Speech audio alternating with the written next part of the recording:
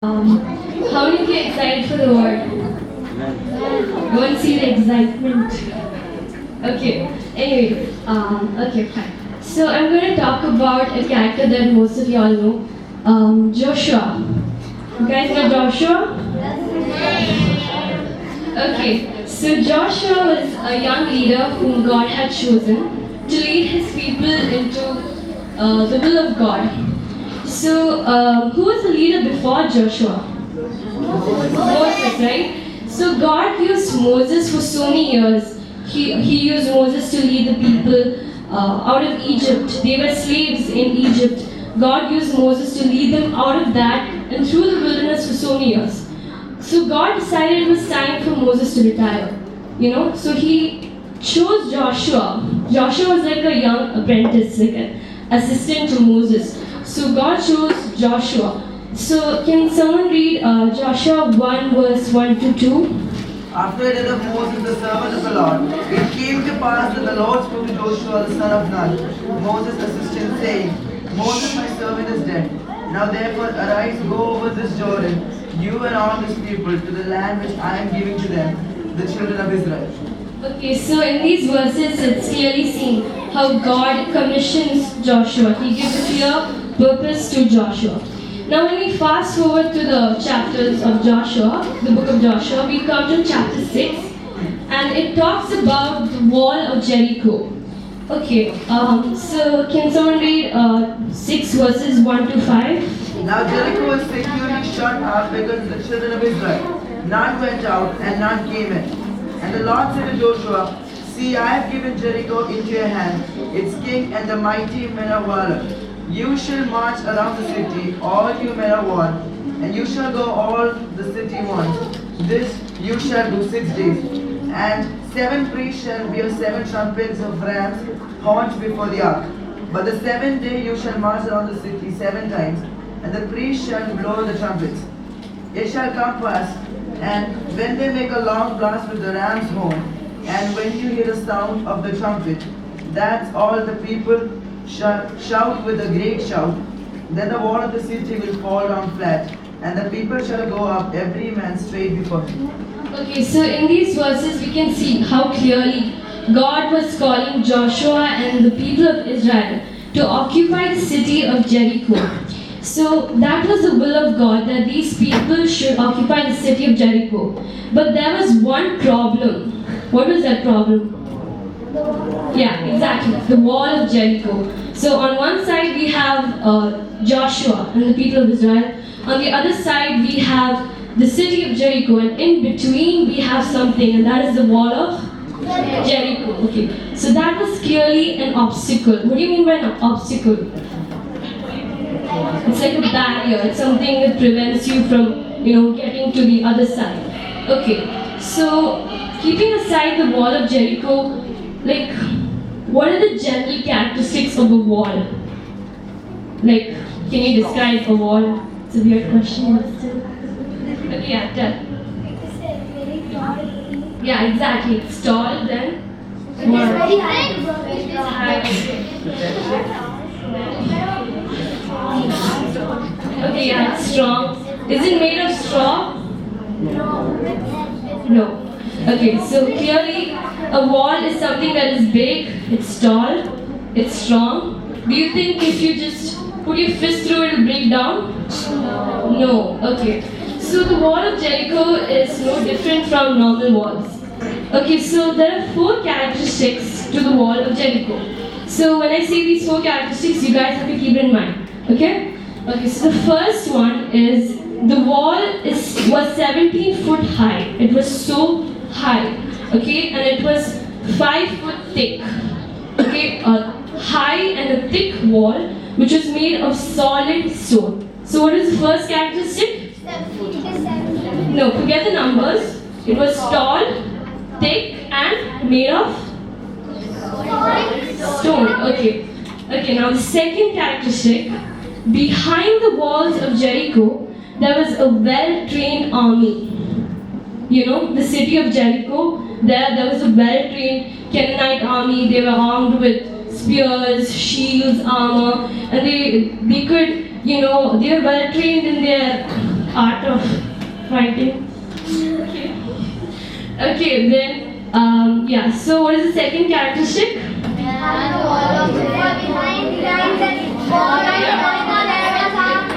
That was an army, okay.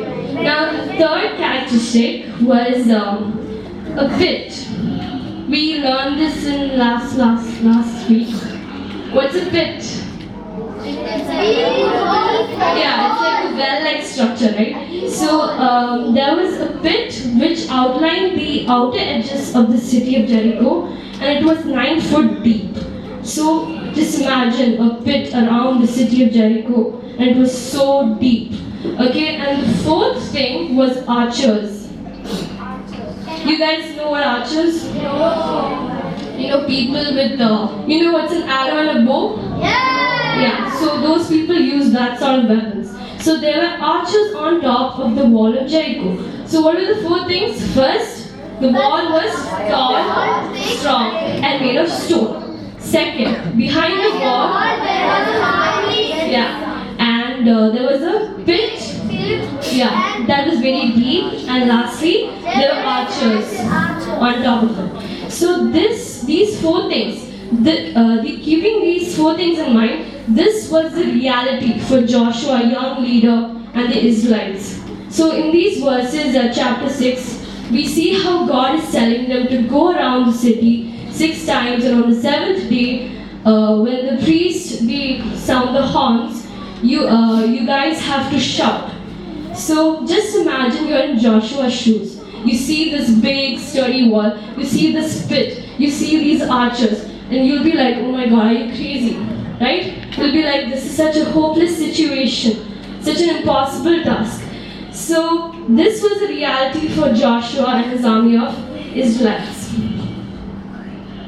So just like Joshua encountered this wall of Jericho in his life, many of us in our lives, we encounter many walls, right? We encounter many walls of, it could be walls of sickness, it could be walls of loss of wealth, loss of friends, whatever, and it could be walls of addictions, fears, insecurities. We encounter so many walls. And just like the wall of Jericho had a pit, many times the walls that we come across in our life, they have pits which are filled with suffering, which are filled with pain, hardship, persecution, humiliation. And just like the wall of Jericho had archers on top of it, many times in our lives, the walls that we encounter, Satan will be the archer, the enemy will be the archer, shooting stuff at us, or questions that make us question God's faithfulness in our lives. So I'm pretty sure all of you have come across walls in your life. So the wall of Jericho is not some big ancient idea. It's pretty much relevant in our lives. So we'll be thinking, when we encounter this wall, we'll be like, oh my God, this wall is so high. God, how can I climb over it? I cannot see anything through it. It is so impenetrable. What do you mean by impenetrable? You cannot cut through it, right? Okay, so when we come across this, we'll be like, oh my God, this is such a hopeless situation, an impossible task. So before we reach to the conclusion of the story of the wall of Jericho, let us go through hopeless situations in the Bible. Okay, so first of all, what is a hopeless situation? Answers. Okay, a hopeless situation is a situation where you cannot find a solution. You can't see the light. There is no hope. There is no point in trying. That is what a hopeless situation is. So when we look through the Bible, okay, the characters have gone through hopeless situation. So in Genesis, okay, what happened to Adam and Eve? What was a hopeless situation there? They sinned, right? So they sinned, and by sinning, they invited sin into the world. And the whole of creation was marred or spoiled by sin. So that was a hopeless situation. When we come to the story of Joseph, what happened to Joseph? We learned about this, right? Last week. He was trapped by the slaves of he was trapped by the yeah, exactly. Okay, so Joseph, he was hated, betrayed by his own brothers, put into the pit, sold as a slave to foreigners. Another hopeless situation. Moses, what happened to him? He was cornered on the banks of the Red Sea. On one side, a big, powerful Egyptian army. On the other side, there was this huge sea. Another hopeless situation. Okay? And then David, he was a humble shepherd boy. And before him stood this big, bloodthirsty giant. His name was? Yeah, Goliath. And did he have swords with him? Did he have big armor? No, right? He had what? What did he have? Yeah, he had sling and only 5 stones. And when people look at him, they'll be like, oh my God, this is such a hopeless situation, an impossible task. When we look at Job, what happened to Job? He lost his He lost his job, okay. He lost his wealth, he lost his family, and he was afflicted with a disease. He had boils on his skin, like chicken pox, okay? Yeah, so that was a hopeless situation. Daniel, what happened to Daniel? Yeah, exactly. He was put in the den of lions, another hopeless situation. What happened to his friends, the 3 friends? They were put literally in a microwave, right? So hot, burning. Okay, another hopeless situation. Now the last example, Jesus. Jesus was crucified on the cross. He was humiliated, put to death. He was buried inside the grave. And when we think about it, such a hopeless situation. But God has this ability to turn these hopeless situations into favorable ones. You know, when everything starts failing, that is when God starts working. When we put a full stop to certain situations in our life, that is when God puts a comma. It is not the end of the story. When we think game over, no. To be continued is what God says. So, if we hadn't gone through the end of these stories, we would be thinking oh, if Daniel was put in the den of lions, surely he will be eaten by the lions, right? That's how we think. But what happened to these situations, these hopeless situations? What happened to Joseph in the end? He was a rich ruler of Egypt. He became second in charge to the king. What happened to David when he approached the giant? Yeah, exactly. The giant fell face front. What happened to Job? He got double of what he had before. What happened to Daniel? God closed the mouth of the lion and Daniel tamed the lions. What happened to his friends? His friends literally walked with God in that furnace. Jesus, on the 3rd day he resurrected. He rose up again, defeating the power of sin and death, providing salvation for the whole of mankind. So you see, when everything else fails, that is when God starts working. God changes your hopeless situations into favorable ones. Now when we come to the story of the wall of Jericho, can someone read Joshua 6 verses 20? So the people shouted when the priest blew the trumpet. And it happened when the people heard the sound of the trumpet. And the people shouted with a great shout. Then the wall fell down flat. Then the people went up into the city, every man straight before him, and they took the city. So what happened? When he was reading, did you guys hear what he said? Yes. What happened? The walls kept tumbling down. So you see, when the people of God, when Joshua and the Israelites, they did what God told them to do, the walls tumbled down. They shouted and the walls tumbled down. So similarly, the walls that you face in your life, God can break down the walls in your life, but there's only one requirement. Two requirements. So the first one is you have to trust God. Second, you have to give God your best so you can honor the call He has placed in your life. What is the first requirement? Trust God. Second, bring out your best. Yeah. So when you have these two requirements, God will surely, without any doubt, He will break down the walls in your life. Amen? Yeah. So even if you're afraid, what God is telling what God told Joshua that time, God is also telling it to us. Can someone read Joshua 1 verse 5 and 9? No man shall be able to stand before you all the days of your life. As I was with Moses, so I will be with you. I will not leave you or forsake you.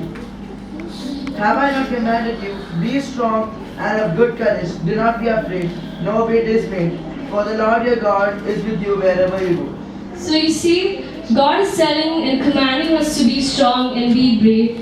And with Him, we can break down many walls. Why did God place that wall of Jericho? So He could bring the people of Israel into the city of Jericho. That was God's will for them. It was God's plan to flourish them, to bless them. So if you see a wall in your life today, and you're asking God, why is there a wall? Why is this wall so high and mighty? It is because God wants to bring you to a new place where there is abundance, where there is blessing, where there is healing, and where there is hope. So when you see a wall, don't see that wall. You see a new place where there is healing, where there is abundance, and where there is hope. That is why the wall is there. So when you see a wall in your life today, you must praise God. Just like the people of Israel, they praised God and the walls kept tumbling down. When you see a wall in your life, you must praise God because He is bringing you into a new place in your life, whether you like it or not. And with the many walls that God keeps, keeping in your life, He's training you, With each wall, you're jumping a little higher. He's bringing you He's bringing you into a new level of glory, And one of my favorite verses is Psalms 18 verses 34. No, Psalms 18 verses 33 and 34.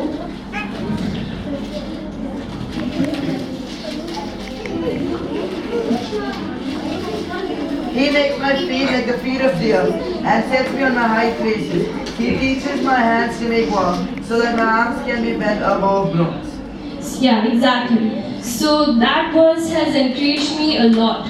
All of us face battles, and with each battle we face, with each wall of Jericho in our life that God has placed, He is training us. He is making us stronger each and every day, And it says in that verse, Psalms 18 verse 34, He trains my hands for war so that my arms can bend a bow of bronze. This bow of bronze, it belongs to the enemy. This bow of bronze belongs to the archer, that is the devil. And it says here, He trains my hands for war so that my arms can bend a bow of bronze. And these arms that bend the bow of bronze are the arms which break the bow with faith. Amen?